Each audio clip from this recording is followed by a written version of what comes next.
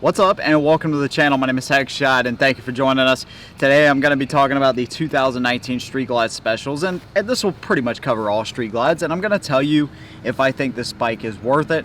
I've had it now for about 10 months, 9.5 months, 10 months. I've put over 5,000 miles on the bike, and let's be honest, this bike is stupid expensive. I mean, it is a lot of money. I could never imagine of spending this much money on a motorcycle. And my grandfather says it only hurts one time a month, and that's true, but it stings a little bit. So hopefully I can help some of y'all out there. If you're looking at buying a bike like this, I'm just going to give you the lowdown here and tell you what I like, what I don't like, and at the end I'll tell you if I think it's worth it.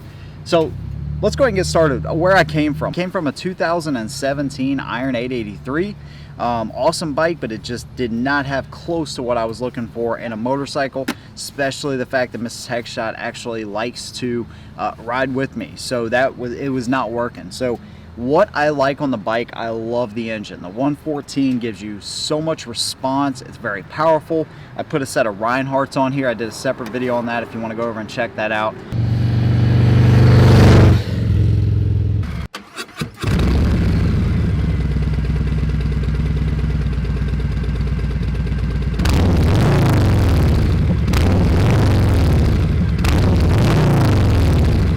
The bike sounds awesome and it's got plenty of power for what I want to do. When I put Mrs. Heckshot on the back, I don't feel underpowered at all on it. It's got a great sound to it. Absolutely love the motor. I also like the storage capabilities as far as the saddlebags, and especially on the specials with the stretch saddlebags. They come over the tailpipes a little bit. Absolutely love that fact of it.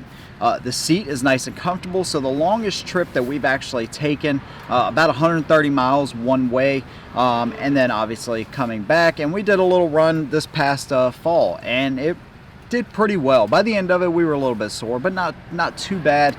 I've added the sissy bar, I've added the Willie G stuff, I've added the heated grips, I've added the saddlebag protector, of course, and I've added little things like that.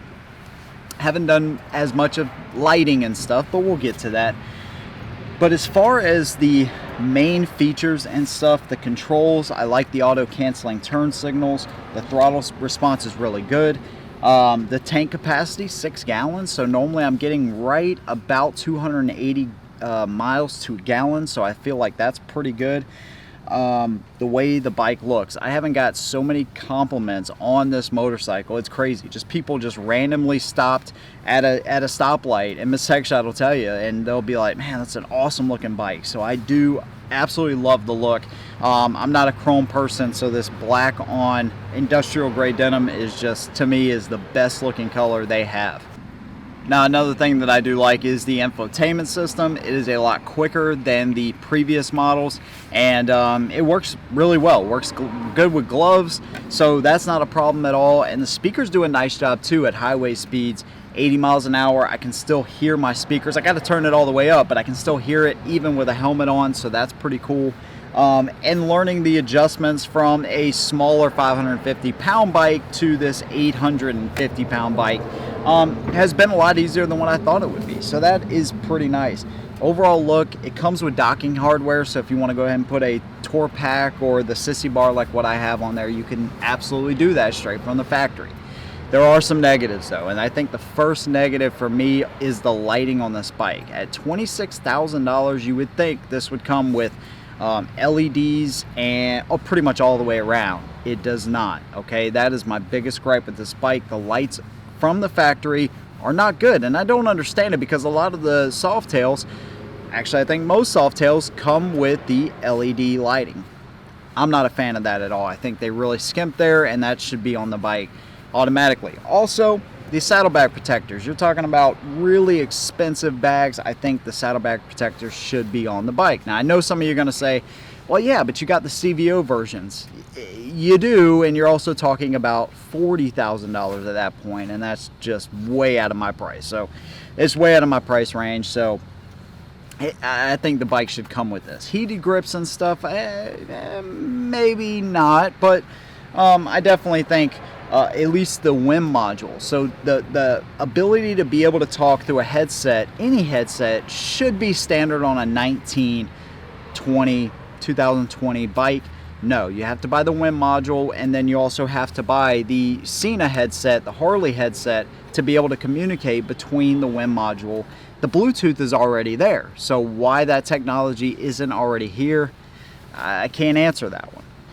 So there's things like that that I'm not too impressed with. The windshield is chopped. It looks the way it's supposed to look. The whole look of the bike is good. Some of the functions, it doesn't have option for the remote lock bags. I think that would be a great option for these bikes. So there's little things like that that just kind of irritate me that they don't come on a bike like this. So and then of course you don't have your tour pack either on this model, which it's not supposed to. I get all that. Here's the thing. I would honestly say going to like an Ultra Limited, where it comes with the auxiliary lighting, which are LEDs, it comes with a tour pack, that, and it comes with heated grips for, I don't know, $2 or $3 more grand. I think, to me, that is honestly the better option. Now, I love the look on this bike, and now with the Ultra Limiteds, they actually have the two-tones and the flat paints that they didn't have a year ago, so that's pretty awesome. That, to me, is the better value.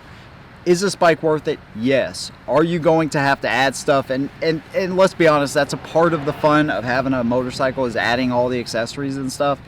But let's be real, this is a lot of money. I would say it is worth it, but just make sure you budget for some of these extra things right off the rip. Updating your lighting and definitely getting saddlebag protectors are my #1 thing to do on a Street Glide. So that's my opinion of the Street Glide Special. I want to hear what yours is down in the comments below. We'll see you in the next one. And as always, hold the rubber side down.